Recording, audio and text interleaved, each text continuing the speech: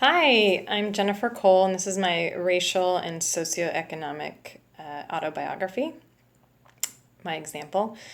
So I thought I'd start with my mom and my dad. And my dad was born in kind of a rural small town in Delaware, and he is the first person in his family to graduate from college. My mom was from a military family, and her parents were a little more affluent. My grandfather was a Assistant Surgeon General of the United States Air Force, so they had a pretty interesting life and traveled all around the world, doing all sorts of working on different military bases my grandfather did as a child. So they had two very different backgrounds growing up, and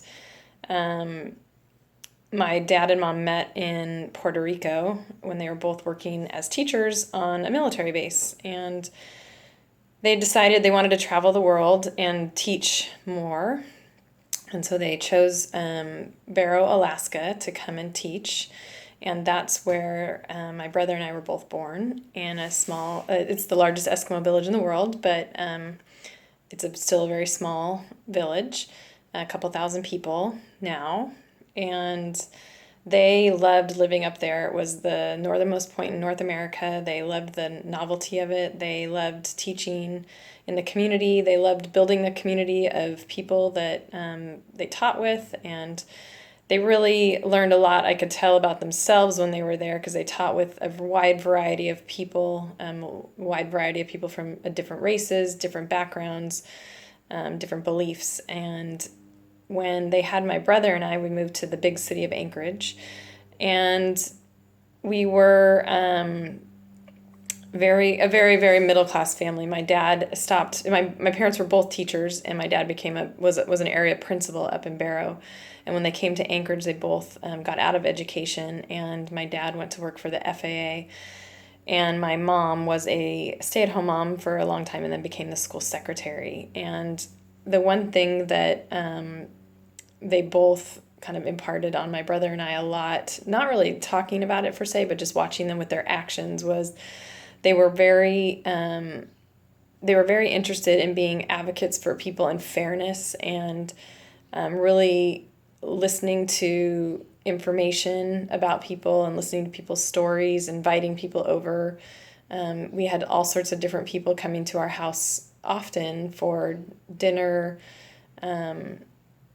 and for parties, and they were people from all different socioeconomic backgrounds and races, and I think what my parents kind of instilled in me the most was that they wanted me to be to treat people fairly and with respect, and just to be an advocate for people when needed, and to remember that all people have some commonalities. And so I kind of felt like time and time again, my mom would tell me about, who she had lunch with, or who she was bringing something to school for as the school secretary, or who she was helping, or who was coming over, or what kind of activity she was involved in. It was all around, it didn't matter. She was just really interested in people.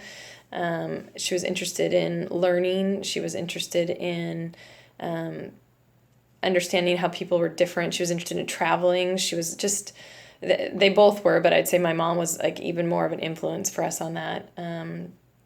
They were both very big advocates for education. As I said before, my dad was the first person in his family to get a college degree, and my mom jumped around a few times, but was finally finished her degree after she went to 5 different schools. So as much as she seems like, and he and my dad, they both seem like very steady people, and very kind of stable.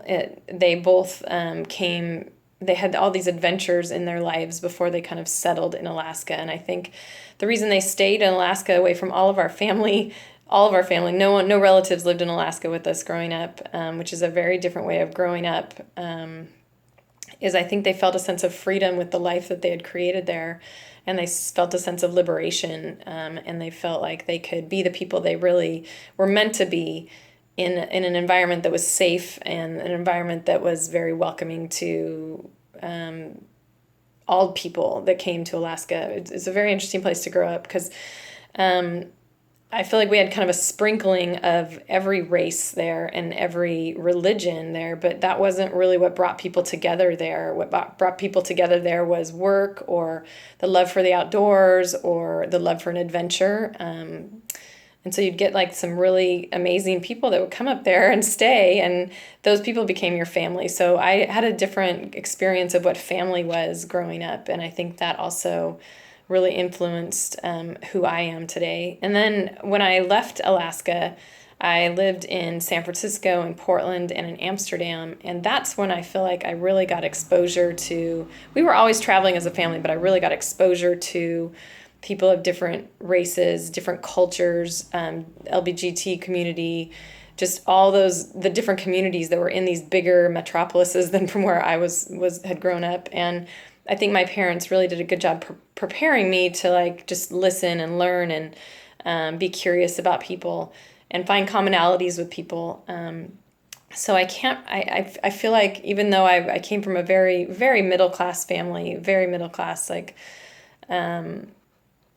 I feel like I didn't really pay attention to the color of my skin or my white privilege or any of those things until I probably went to work in Compton and worked in a Latino community completely, and then went after that and worked in Midtown and worked in a completely African American community, and was really more aware of my race and my socioeconomic status. So I think that's kind of how my lens of the world has become.